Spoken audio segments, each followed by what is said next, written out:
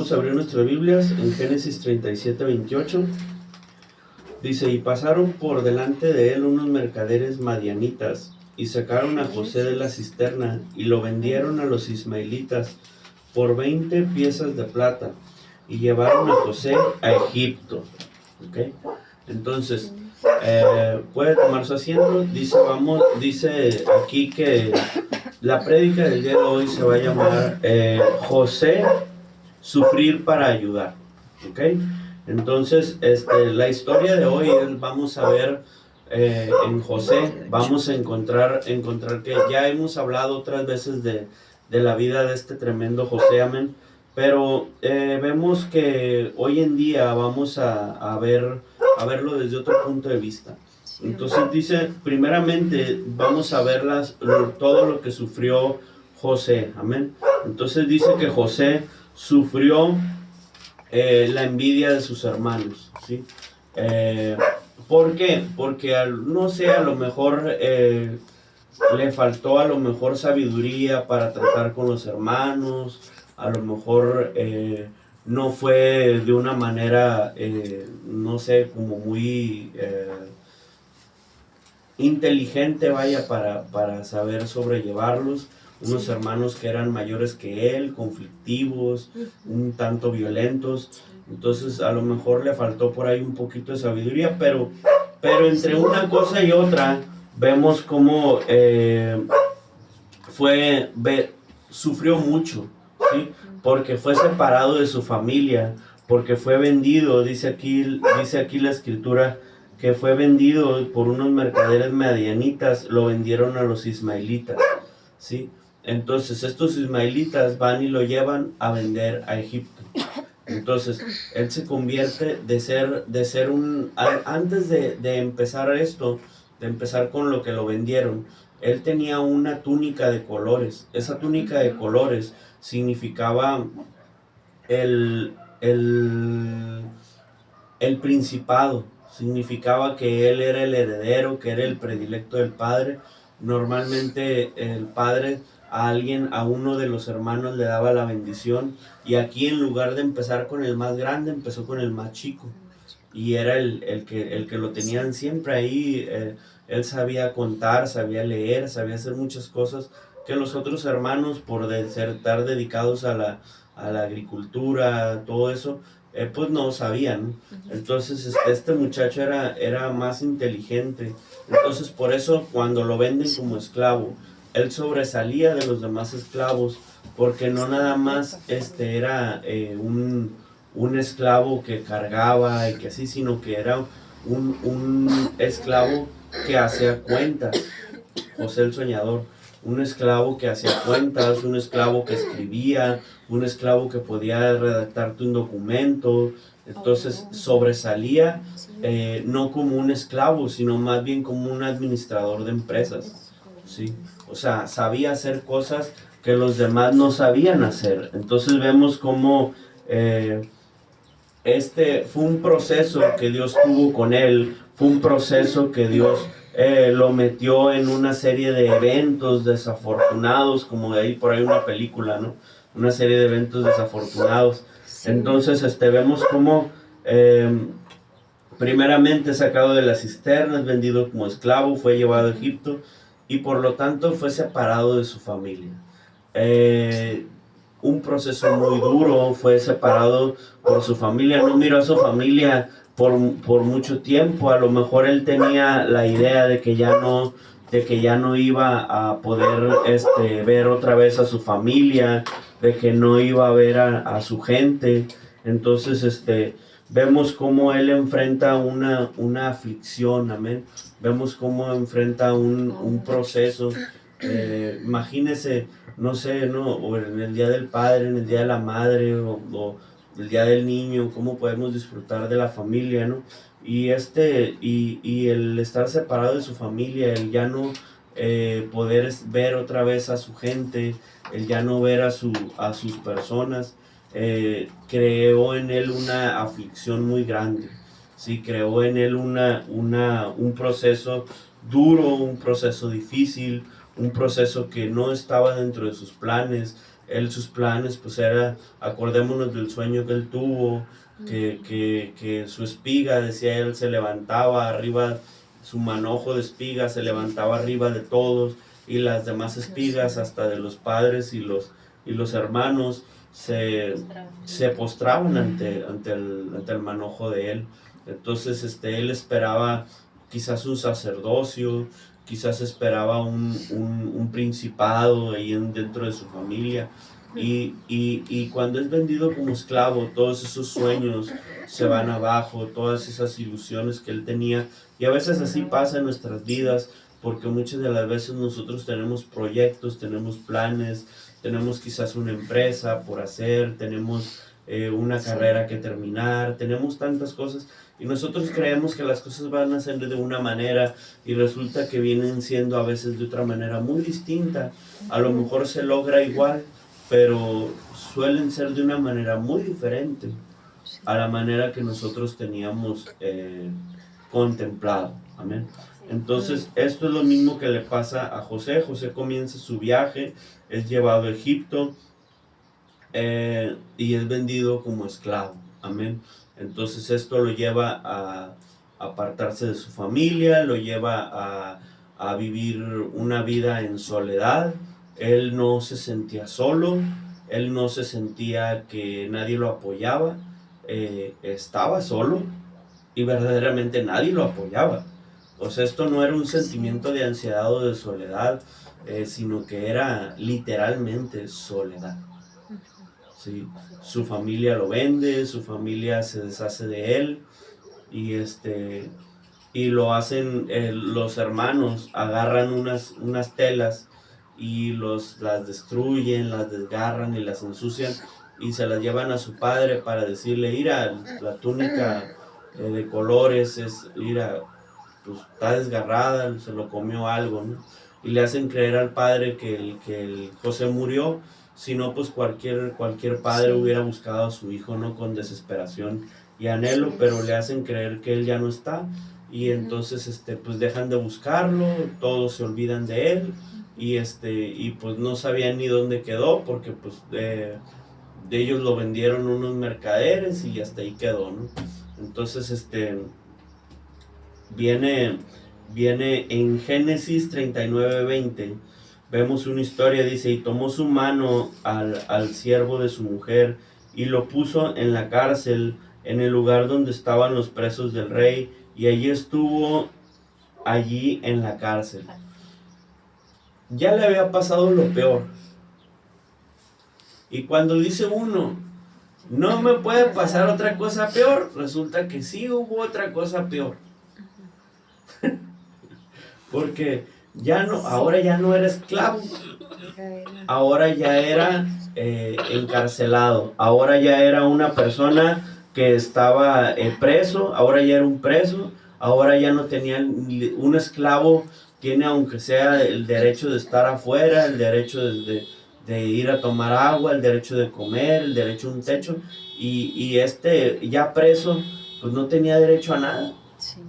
Ya preso no tenía ningún derecho de libertad ni de nada, ¿no? Entonces cuando las cosas pueden parecer que no podían estar más mal, resulta que sí estuvieron más mal. Entonces esto lleva a cualquier persona en estos casos, cuando es separado de su familia, cae en depresión, en ansiedad. Ahora imagínense que todavía cae más para abajo. Entonces sí, le digo, esto no era un sentimiento de soledad, estaba solo, ¿sí? Quizás, por ejemplo, cuando lo hacen Potifar, lo mira y lo hace jefe de sus esclavos porque lo mira que sabe contar, lo mira que sabe hacer cuentas, lo mira que sabe escribir, y él dice, pues me puede administrar mi empresa, ¿no? Pero la esposa de él mira en él lo mira ya con otros ojos, lo mira con ojos de deseo. Entonces esto lleva a José a que se aparte, y la mujer esta rencorosamente actúa y le destruye la vida a José, calumniándolo, echando mentiras, por rencor y por odio de haberla rechazado, amén. Entonces vemos como él, aún dentro de siendo esclavo, aún dentro de ser preso, él conserva su integridad. Él nunca mancha su integridad, siempre se permanece íntegro, que es una persona íntegra, una persona completa, una persona que no tiene fallas, una persona que permanece fiel a Dios. Amén. Entonces él permanece de una manera íntegra, él permanece de una manera estable, él no falla quizás a lo mejor por cualquier otra persona, por miedo a Potifar, hubiera dicho, es que no tengo otra opción. ¿Sí? Y a lo mejor cuando es vendido por sus hermanos, a lo mejor él hubiera encontrado otra salida de extorsionar a los padres o algo así, y él no hace ninguna cosa de esas, sino que él mantiene su integridad. Aún en las cosas más dolorosas, aún en la aflicción más dura que había, él encuentra una forma de conservar su integridad. Entonces, cuando la gente dice, es que no tenía salida, yo escucho muchos testimonios de mucha gente que dice, oye, ¿por qué te metiste ahí? No, pues es que no había salida.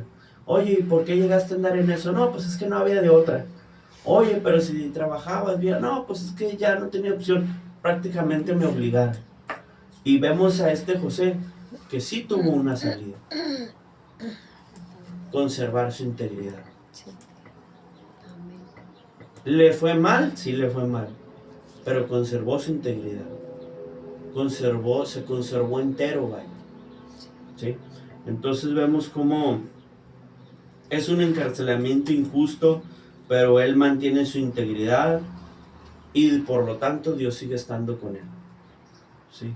Cuando tú no conservas tu integridad, cuando tú no te mantienes fiel, no es que Dios ya no esté contigo, sino que lo apagamos, lo contristamos. Dice la Escritura que no contristemos al Espíritu Santo que habita dentro de nosotros, pero nosotros con nuestro mal caminar, con nuestro escoger el pecado, consumir pecado, apagamos el Espíritu Santo. Lo bloqueamos del WhatsApp, lo bloqueamos del Facebook, lo bloqueamos de TikTok, no sé cómo usted le quiera llamarlo. Entonces, vemos cómo está dentro de la prisión y cualquier otra persona que estuviera dentro de una prisión, se le acaban los anhelos, se le acaban los sueños y se empieza a comportar de una manera negligente, ¿no? Empiezan a irse de continuo hacia el mal.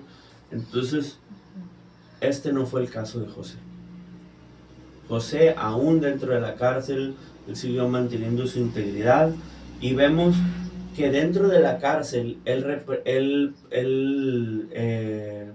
interpreta dos sueños. El primero es el del copero del faraón. El copero del faraón sueña con una vid, o sea, con una parra, con un árbol de uvas, para que me entienda. Y dice, y él ve en esa planta de uvas, él ve que esa planta de uvas trae 3 racimos, ¿sí? Que producen uvas. Los 3 racimos traen uvas, traen fruto, vaya.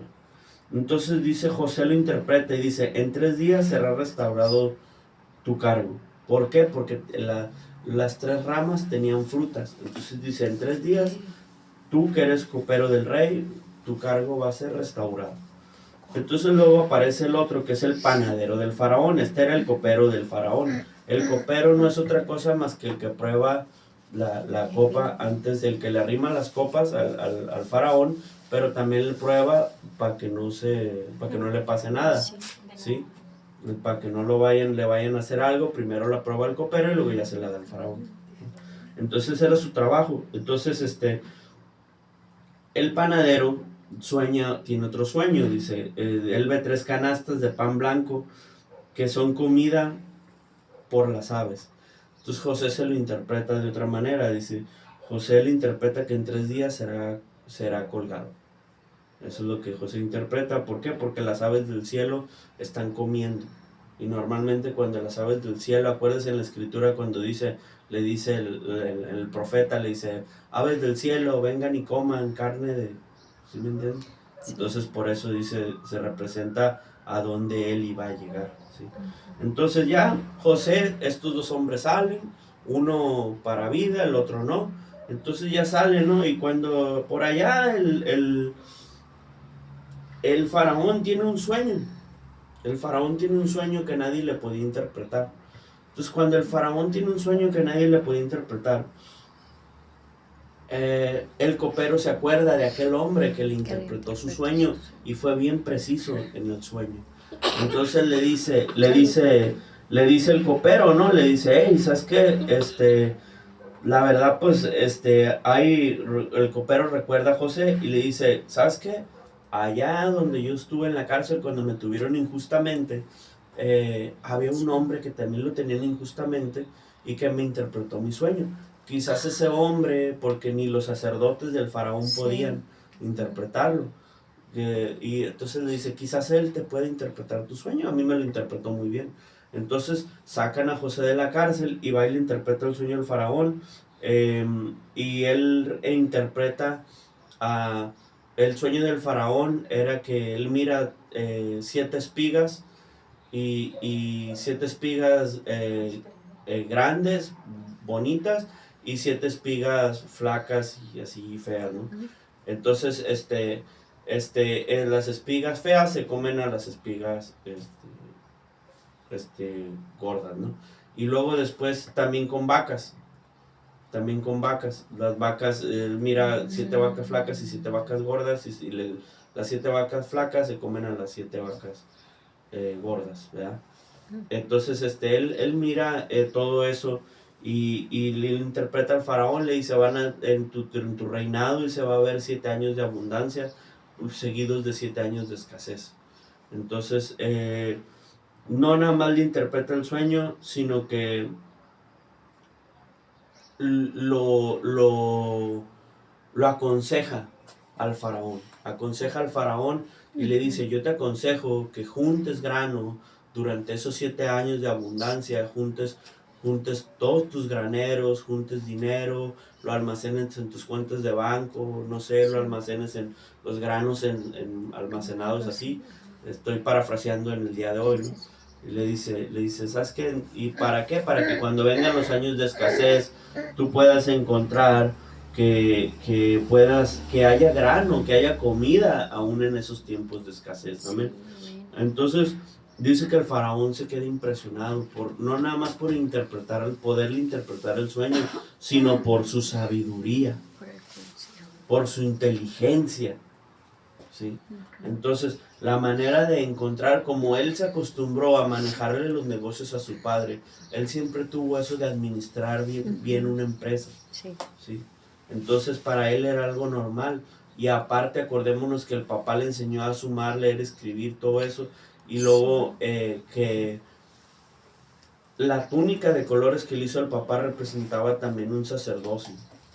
¿sí? Entonces él era como el más allegado, un poquito el más espiritual, el que se quedaba un poco ahí, ¿sí me explico? Ahí al pie del cañón, en lo espiritual hablando. Entonces este hombre, José, era muy dado a ser un hombre recto, un hombre íntegro, un hombre de Dios. Entonces vemos cómo nunca pervirtió su humanidad, lo que él era, por ninguna clase de pecados, ni por enojo, ni por ira, ni por rencor, ni por odio, por nada de eso. ¿sí? Entonces cuando nosotros a veces cualquier cosita, una piedra, una cubeta, un palo, algo, nos roba el gozo y nos enojamos. José no pervertía su humanidad y se conservó íntegro. Entonces esto lo lleva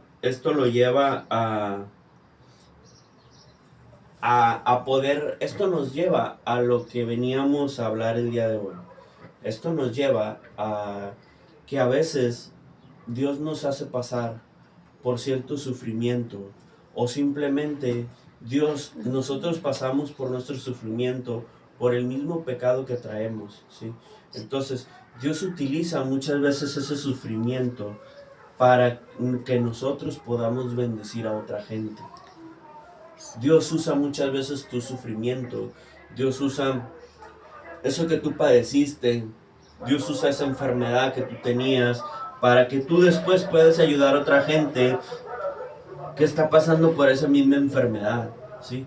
¿Cuántas personas que fueron librados del cáncer por medio de Dios, ¿sí? No ayudan a otra gente y hacen unas asociaciones civiles y ayudan a la demás gente para que saben cómo se siente padecer esa enfermedad?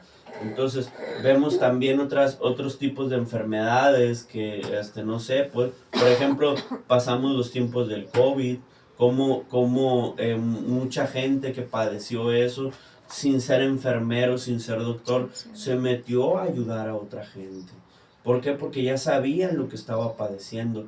Entonces, muchas de las veces Dios no es que nos meta específicamente en el sufrimiento a nosotros mismos, sino que usa ese sufrimiento, eso que nosotros padecemos, para que nosotros ayudemos a veces a otra gente. Generalmente, ¿quiénes son los que hacen los centros de rehabilitación? Los adictos. Las personas que salieron de la adicción. Sí. Muy difícilmente una persona que no ha sido adicta va a crear. Yo no digo que hay personas que después administran y ayudan, ¿no?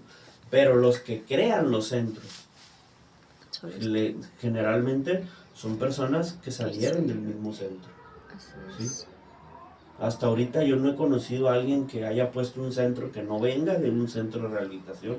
¿Sí? Conozco gente que administra centros, pero porque ya otro los creó. ¿Sí? Entonces, aquí es exactamente lo mismo. ¿Sí? Aquí es exactamente lo mismo. Dios estaba usando el sufrimiento del faraón.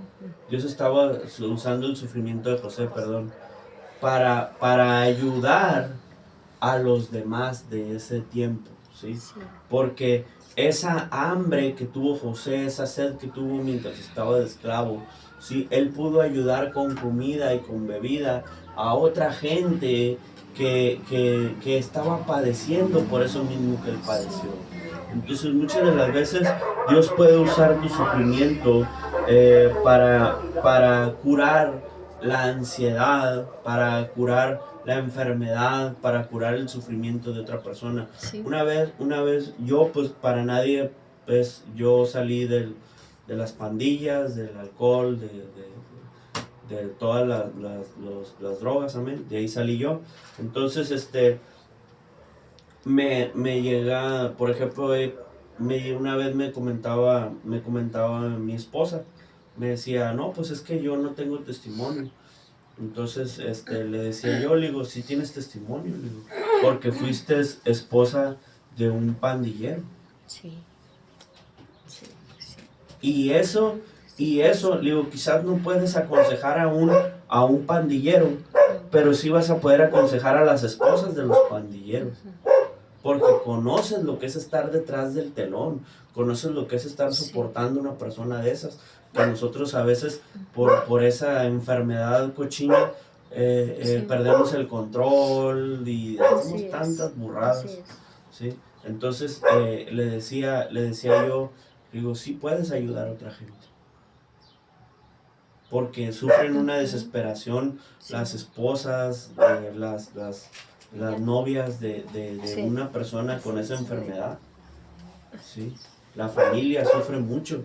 Entonces, le digo, claro que puedes ayudar. Entonces, a cada uno de nosotros, Dios usa ese sufrimiento que nosotros pasamos, ese sufrimiento que nosotros padecemos, Dios lo usa para ayudar a otra gente, para que no se quede nomás ahí el sufrir, que es que pasó porque Dios quiso que pasara, pero ya se acabó. No, Dios usa, el propósito de Dios en nuestra vida es usar ese mismo sufrimiento, usar esa misma aflicción que nos llevó a ese punto para ayudar a otra gente que está pasando por las mismas condiciones que yo estoy pasando.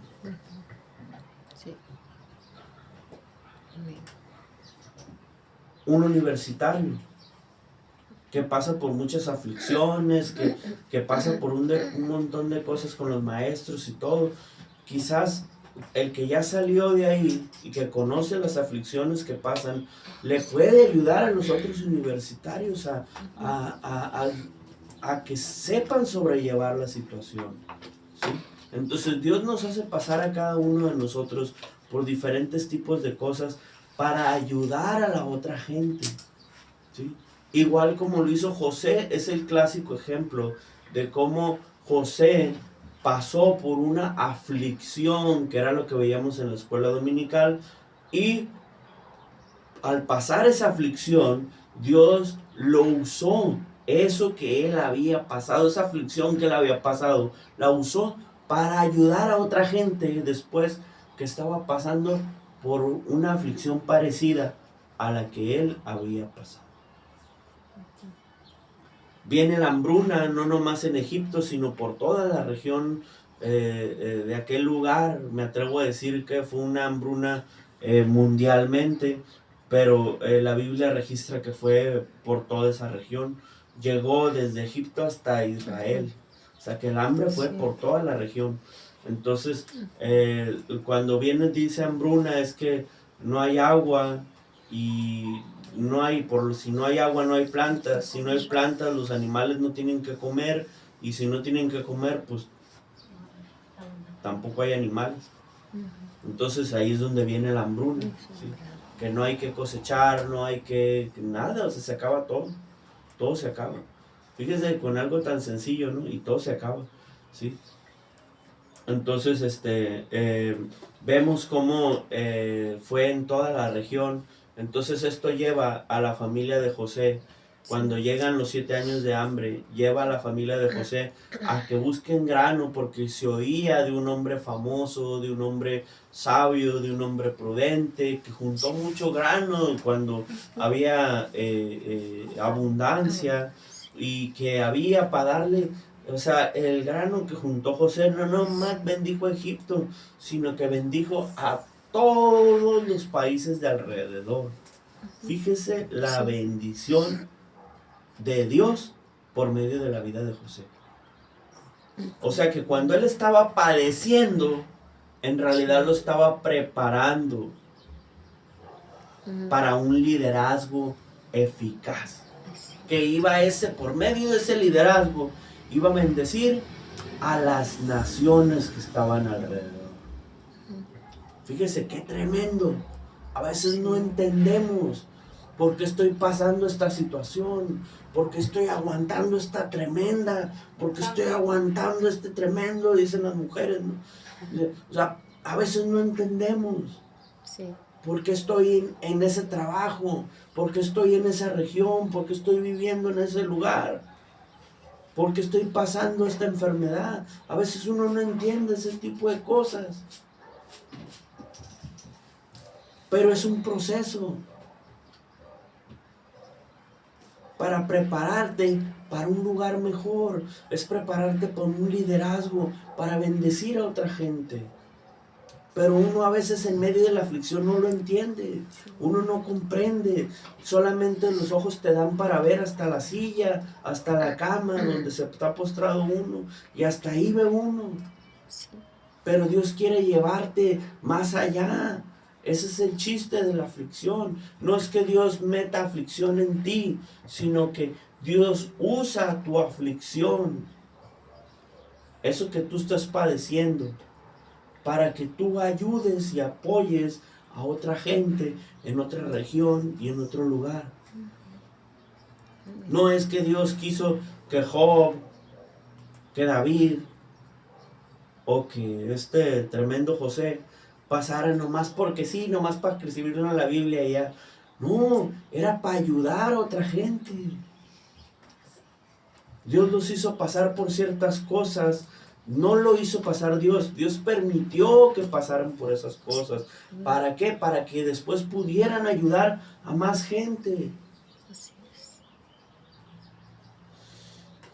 Entonces, José pone una copa en el menor, en Benjamín, pone una copa en medio del grano que les regala.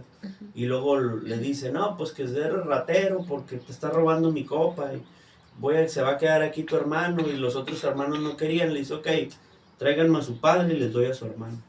Y cuando trae a su padre, entonces él descubre todo. Y le dice, ¿sabes qué? Se quita la túnica, se quita el de gobernador.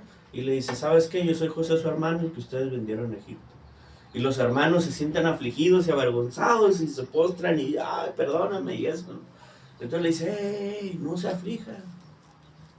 Fíjate la sabiduría que tenía él, no nomás tenía inteligencia, porque la inteligencia la puedes comprar adquiriendo un curso, pero la sabiduría no se compra, la sabiduría viene de lo alto. Este hombre era tan sabio que le dice, no se aflijan. Esto fue un proceso de Dios, para que hoy en día yo los pueda bendecir a ustedes. Pero a veces nosotros no entendemos el proceso. Nomás nos quedamos en que, ay, qué mala esposa, ay, qué mal esposo, ay, qué mal hijo, ay, qué mal padre. Pero no entendemos el proceso de Dios. No entendemos que a veces Dios usa ciertas situaciones para que después, cuando nosotros ya hayamos salido, porque Dios no te va a dejar pasando las tinieblas mucho tiempo, te va a sacar en algún momento. Y cuando te saca, tú vas a poder ayudar a otra gente que va caminando por esas mismas tinieblas, que va caminando por ese valle de sombra oscuro. Amén. Entonces, pero cuando vamos pasando por ahí no entendemos. José no nada más bendijo a su familia, sino que se la llevó a vivir a su casa como gobernador. Era el segundo después del faraón y él tenía a su familia viviendo ahí en el templo. Se quedó con la hija del sacerdote de ahí del faraón de Egipto. Tuvo 2 hijos. Tuvo su casa grandísima, o sea, olvídese. El hombre fue bendecido por Dios. Y cuando él fue bendecido por Dios, él pudo bendecir a más gente. Pero primero tuvo que pasar un proceso. Y a veces eso es lo que nosotros no estamos dispuestos. Queremos la bendición, pero no queremos el sacrificio. Queremos la bendición, pero no queremos pasar por el desierto. Queremos la bendición, pero no queremos pasar por el sufrimiento de, no sé, de una enfermedad como la de Job, o de ser vendido como esclavo como José, o de que David se le levantaron todos en contra. El suegro, los hijos, la esposa dice que lo tuvo por vil cuando él se pone a danzar. O sea, todos se le levantaron en contra al pobre de David. Hasta el amigo, dice que su mejor amigo, Aitofel, también lo traicionó su mejor amigo. Dice en un salmo, aquel que me daba la mano, mi mejor amigo, Aitofel. Entonces, muchas de las veces Dios usa todo ese tipo. Dice uno, ¿por qué estoy pasando por esto? Lo que pasa es que a veces Dios nos hace pasar por eso para darnos un crecimiento espiritual, para dar un fortalecimiento a nuestra fe, para que perseveremos en el ministerio. Dios tiene un propósito para cada uno. No pasamos por el mismo proceso, no pasamos por el mismo dolor, no pasamos por la misma aflicción o por la misma angustia. Pasamos por diferentes aflicciones y diferentes cosas. ¿Para qué? Para que fortalecernos para diferentes propósitos. Para que después de que hayamos pasado, nosotros veamos la fidelidad de Dios con su presencia, en consuelo de Dios, su fortaleza en el propósito divino. Dios los bendiga, Dios los cuide, Dios los guarde. Bendiciones.